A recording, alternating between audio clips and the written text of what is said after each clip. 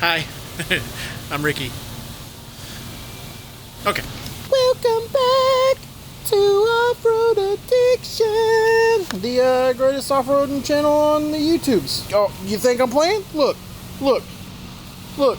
Name another channel. Name one. You think these are props? We just buy this stuff, put it in the background, make our videos look good? No! This is what we do. 42s. 5 of them. Hashtag spare. There's a bumper we just built for a JL. There's a plasma table over there. There's a 1-ton Jeep sitting right there. There's a metal brake over there. A lathe. We've got Alex over here doing Alex stuff. I don't know what he's doing. So I just watched all that footage I just recorded, and the audio was hot garbage. So went ahead and got a microphoned up. Well, last time you saw Fonzie, let's see here. Let me think. Rob was going over how he does all the suspension geometry on this. Okay, I'll link in the description below the videos that we've done on Fonzie so far, just in case this is your first time seeing it. You can go back and watch and get caught up to now. So again, this is a 5.3 liter iron block out of a GM truck. And right here, what we've been working on and figuring out is this Genrite bracket. This moves the power steering pump, which is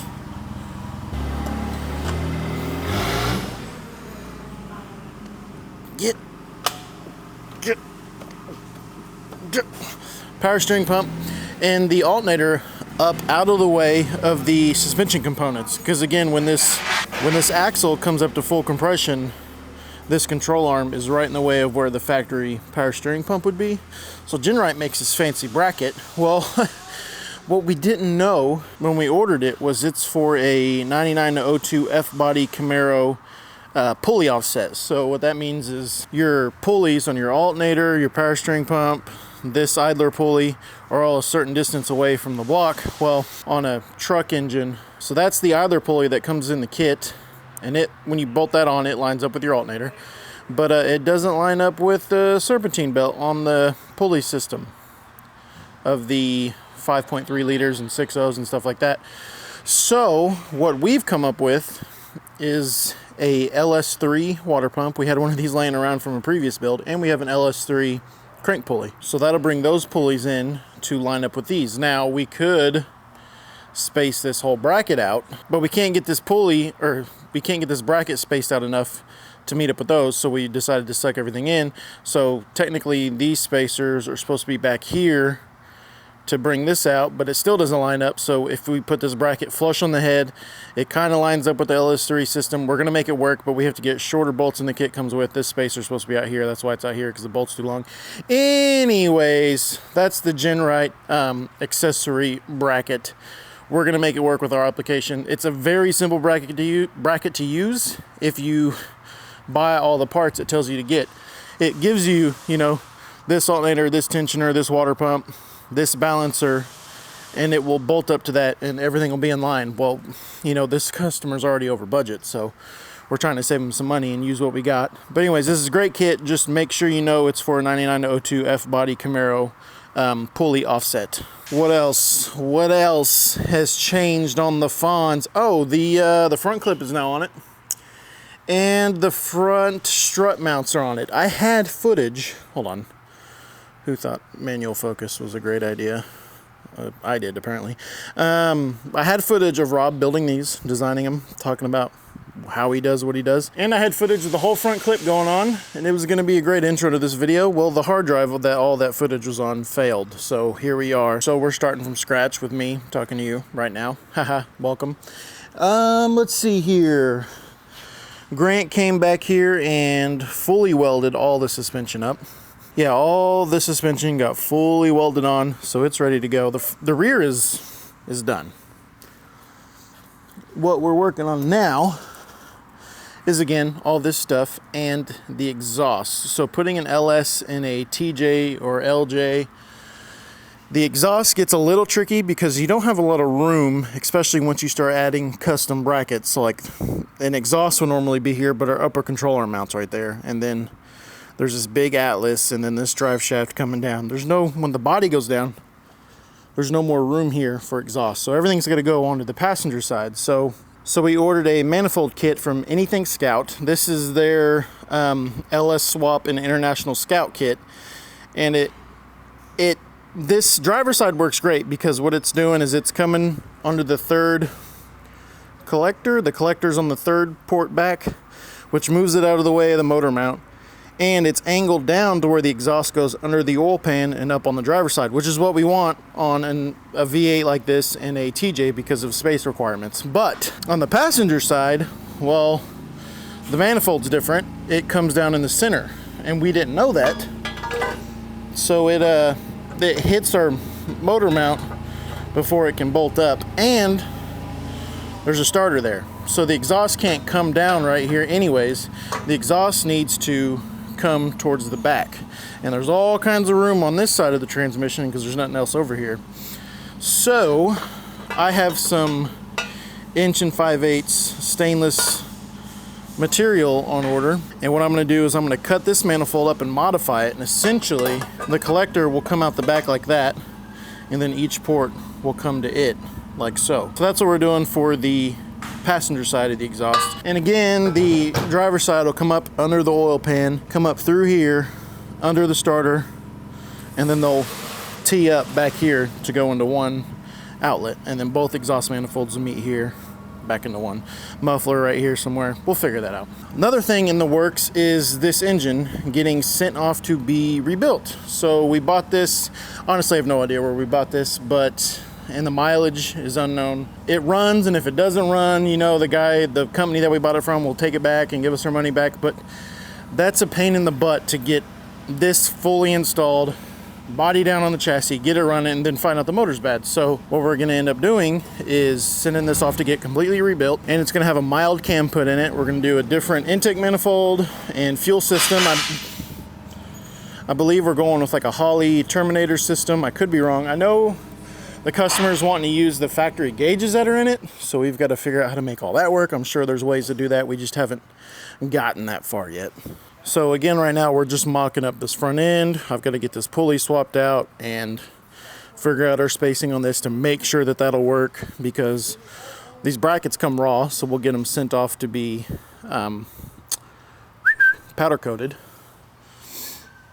And yeah, that's where we're at. So you're caught up now. Oh, and the full hydro. We've got our kit here. Yeah, just pretend that is sitting right here, and then we're mocking up that. Oh, knuckles. We have taken these knuckles off and sent them back to... Rob, what's the name of the company that's doing the knuckles? Weaver? Fabrication. Okay, gotcha. So we thought this was a... Hold up, Rick. What front axle is this? What's up, guys? Hey. Sorry, hey. I know Ricky's been doing a lot of the camera-y stuff in front of you guys lately. I've been pretty busy, but I guess we're going to talk about this Jeep. Yeah, what's the situation with the front axle? Tell me about our complications with it, because you just tried yelling at me across the shop, and I was like, no, just come over here. Okay, yeah, so typically we use a 05 and up Dana 60 or a Fusion axle. We really try to stay away from the junkyard axles, but there are certain cases where we will do that with. So anyway, this axle I had built for another customer a while back, so it already had the truss and the full hydro kit on it. It is a 99 to 2004 Ford Dana 60, so it's still a ball joint axle, but the downfall to those was they came with they had 35 spline inners and 30 spline outers. So this axle we've upgraded to the 35 spline outer chromoly shafts so that we could run the Yukon hardcore locking hubs, and it will have full hydro, as you can see there. But with full hydro, we can't use a factory knuckle, and this is kind of a weird year of axles, so nobody, let me rephrase that. Our typical reed knuckle solution is not an option, so you have really kind of two options for these high steer knuckles, and that's a weld-on option, where you literally weld on pieces of metal to attach your tie rods to, or there's a company called Weaver Fabrication who you send your knuckles in as core. They are machining the top of the knuckles, drilling them and tapping them so we can attach a high steer arm to that, and then attach our tie rods to that. So that's the route we're going to go. It's a better, stronger route in my opinion. Not that you can't weld to these knuckles, you can. It just creates other potential failure points in the future, and we really don't want that. So we want this as strong as you can. and not have to worry about it. So that's the route we're going to go with that. So, yeah, what Rob said on the knuckles. Back to the exhaust for just a second. We did find out after we ordered these manifolds from Anything Scout that they do make, I think it's on like Drift HQ, you can get manifolds that kind of do what we're wanting to do, where it comes down on the driver's side and then the passenger side shoots towards the rear. They're like $800 a set, and these were $250. So, and then I spent another $100 in materials to modify these. Plus, I think it'd be fun on video to modify, you know, an exhaust manifold. And Grant's coming down with the body right now because they're getting ready to do corner armor. Yeah. Anyways, picky pal, picky pal. What's up? What are you guys doing? We are. Are you guys doing anything related to FONZIE? Not currently. Well, he is. I guess I lied. He's working on corner armor. But I distracted him because I had questions. So.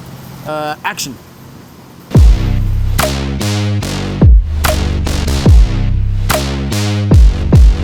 King.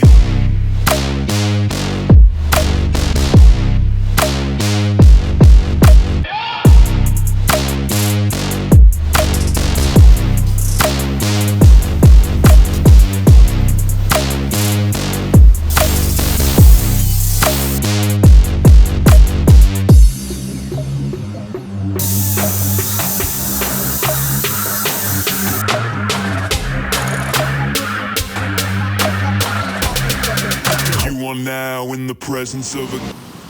It's the moment of truth.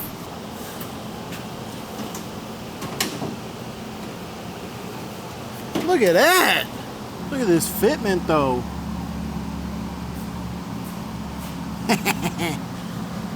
That's what I'm talking about.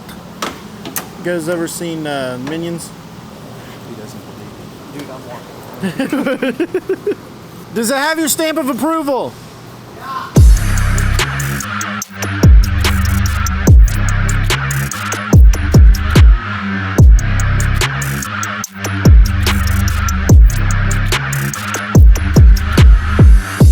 Dude, would you just look at it? Are you looking? Look at it. You're right. Get real. So I'm almost certain that this isn't the final hardware. So I could be wrong. That could be what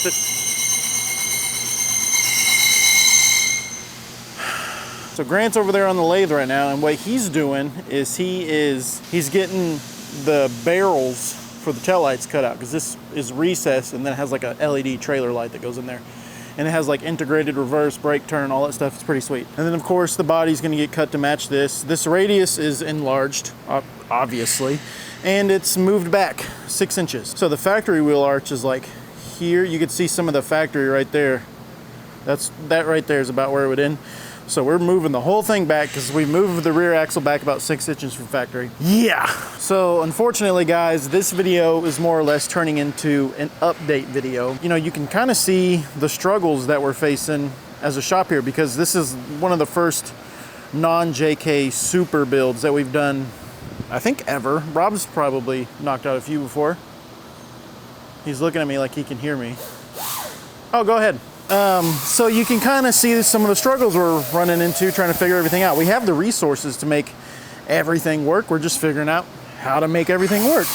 Of course, the suspension is suspension, and Rob has done that so many times that wasn't a problem. That was actually the easy part, was doing all the geometry and the control arms and where the ORIs go. So now what we're figuring out is a lot of the smaller stuff, and there's a lot of it. So, what up, Indy? What's up, man? So you saw Grant over there started on the corner armor, and I was talking about the exhaust. Well, I had planned on getting all this done this video, but little did I know, yeah, that's the progress I made so far. I was supposed to have this done today, or I was telling myself I could have this built today, and then the custom exhaust manifold will be in this video. Well, it's 3 o'clock in the afternoon. This video needs to come out tomorrow at 9. I'm not getting this done in 2 hours. So here's a little preview of what I've recorded so far for next week. Look at this, it's like a video game. Well, that's not good. Hey yo!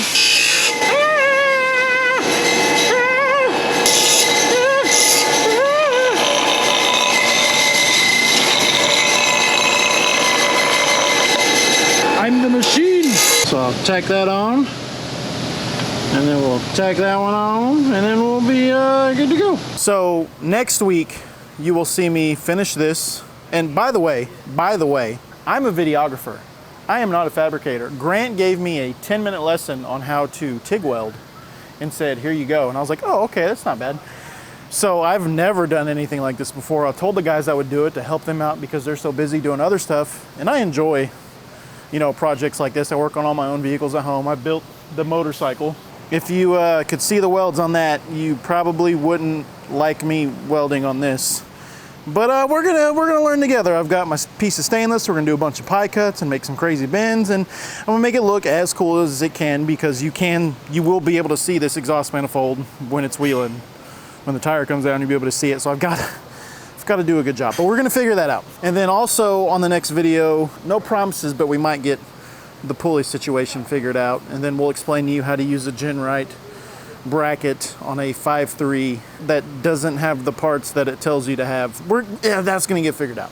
I guess what I'm saying is make sure you subscribe, you like, you share it with somebody, you hit that notification bell so you don't miss any of our latest content, and let us know if you're building an LJ or a TJ. We'd like to know. Let us know what you're doing to it. If you got any suggestions on how to deal with some of the problems that we're facing. We don't know everything. We know a lot when it comes to this, but we're learning as we go as well. So yeah, until next time. Okay.